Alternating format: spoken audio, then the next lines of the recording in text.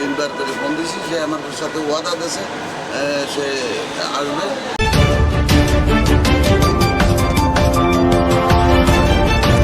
দাদা আদাব। আদাব, ভালো আছেন? হ্যাঁ আলহামদুলিল্লাহ। আপনার কাছে আসলাম আমরা যে আপনার সাধারণ সম্পাদক সে অভিযোগ করছে যে আপনি ওই রেজিস্টার মেনটেন হয় না ঠিকভাবে, তারপরে আপনি সাধারণ সম্পাদকের ওই 3 মাস ওভার হয়ে গেছে, তারে মানে অভিষেক করেন নাই, তারে বসতে দেন নাই, সে সাধারণ সম্পাদকের মানে যে দায়িত্ব বুঝাই দেন না, এরকম সব অভিযোগ আছে। আপনি একটু বলেন। আমরা প্রত্যেক শুক্রবারে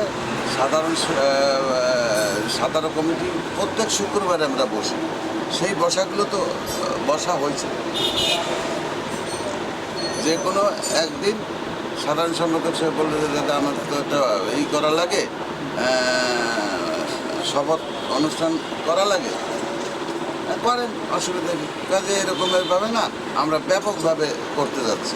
সেটা হলো ডিসি সাহেব অথবা পুলিশ কমিশনার সাহেব অথবা বিভাগীয় কমিশনার সাহেব থাকবে, সে আমাদের শপথ বাক্য পাঠ করাবে এবং সব সদস্যদের দাওয়াত দেবো, তাদের দুপুরবেলা দুপুর খাওয়ার ব্যবস্থা করবো। হ্যাঁ, কারণ তৃতীয় একজনদের সেক্রেটারি বানাবো, শহীদরাও না ওই মামুনরাও না। দেখি মিলতাল করে সবাই মিলেমিশে থাকতে পারি কিনা। ইউনিয়নটা আমাদের রক্ত পানি করা ইউনিয়ন।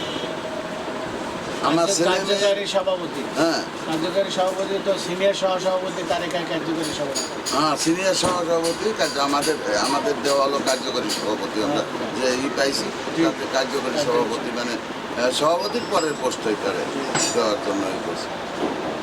তারা দিয়ে যদি সবাই মিলেমিশে সে আগের মতো আবার। কি সেক্রেটারি ছিল না, সেক্রেটারি আসে নাই।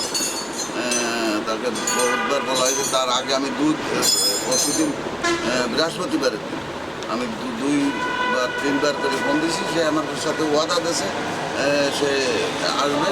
কিন্তু কালকে যখন ফোন দেওয়া হলো সে বললো যে আমি একটু দূরে চলে আসছি, আমি আজকে যাইতে পারবো না।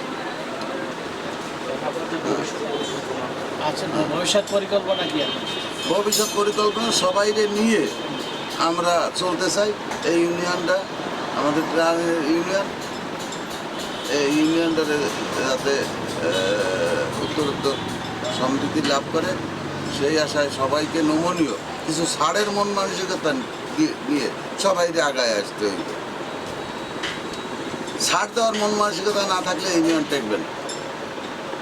ধন্যবাদ।